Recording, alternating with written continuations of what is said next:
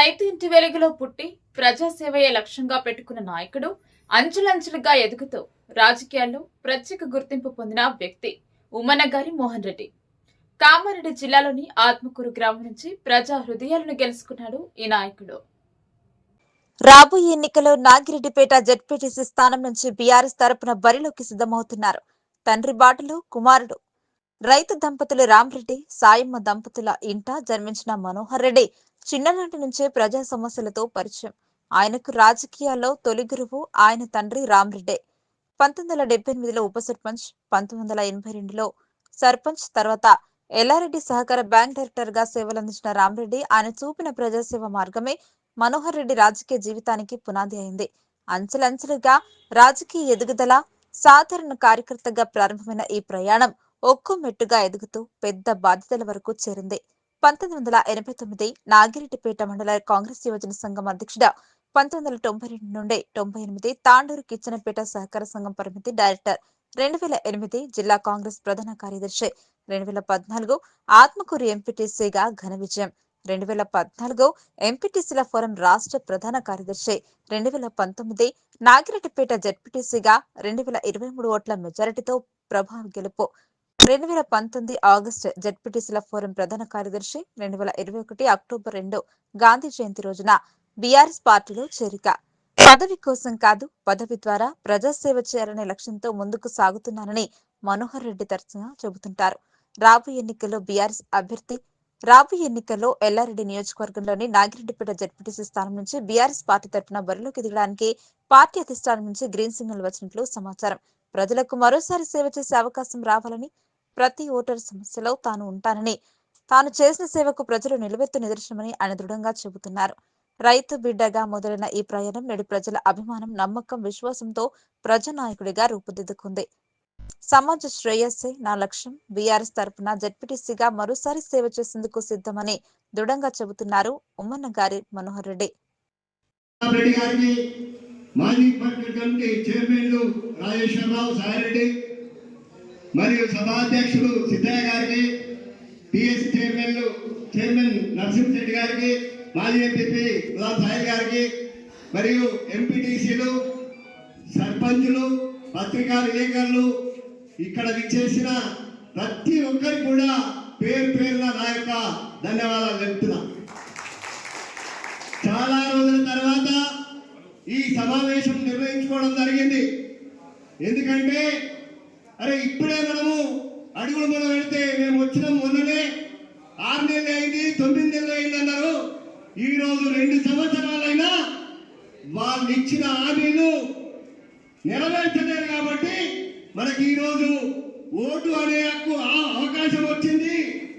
బిడ్డ ఇప్పటిదాకా మీరు చూసిండ్రు, ఇప్పుడు మీ సంగతి గ్రామాలలో మేము చూస్తామనే అవకాశం మన అందరికి వచ్చిందని చెప్పి ఈ సభాముఖంగా తెలియజేస్తున్నా. ఎందుకంటే వాళ్ళు ఇచ్చిన హామీలు రుణమాఫీ చేస్తామని చెప్పారు. ఎక్కడైనా జరిగిందా అని చెప్తున్నా.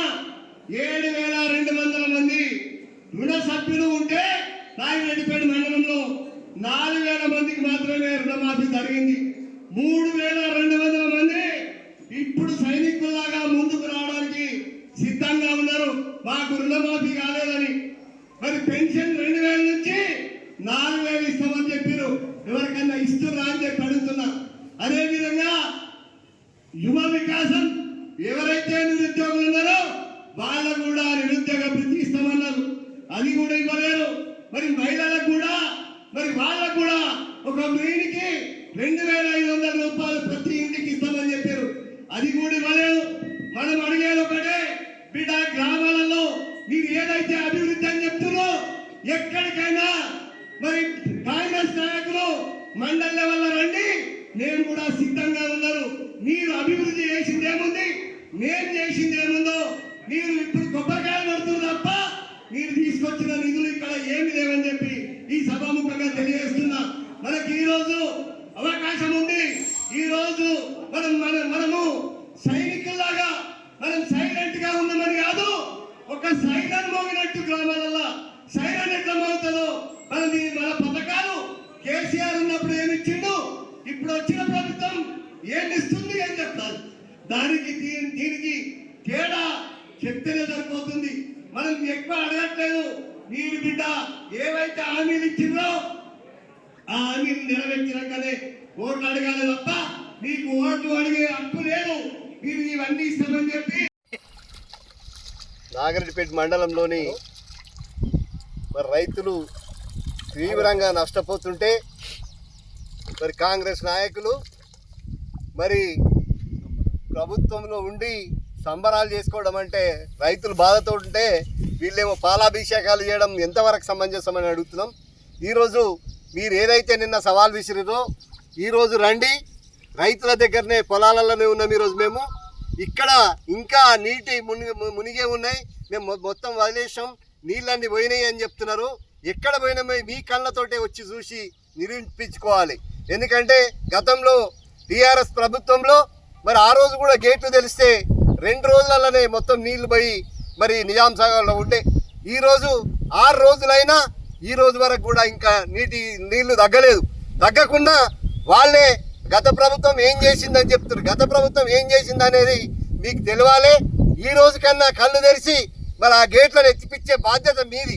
మీరు ఇంకా సవాళ్ళు విసరడం, పాలాభిషేకాలు చేసడాన్ని బంద్ చేసి ప్రజల దగ్గరికి పోయి రైతుల దగ్గరికి పోయి తెలుసుకోవాలి. రైతులతో సంబరాలు చేయాలి కానీ నాయకులు కాదు సంబరాలు చేసేది.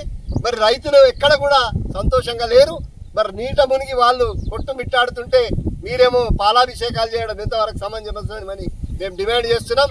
2 రోజులల్లా మొత్తం నీళ్లు దిగకపోతే మేము పెద్ద ఎత్తున నాగిరెడ్డిపేట మండలంలో ఈ 4000 మంది రైతులతోటి పెద్ద ఎత్తున ధర్నా కూడా మేము సిద్ధమవుతామని చెప్పి తెలియజేస్తున్నాం.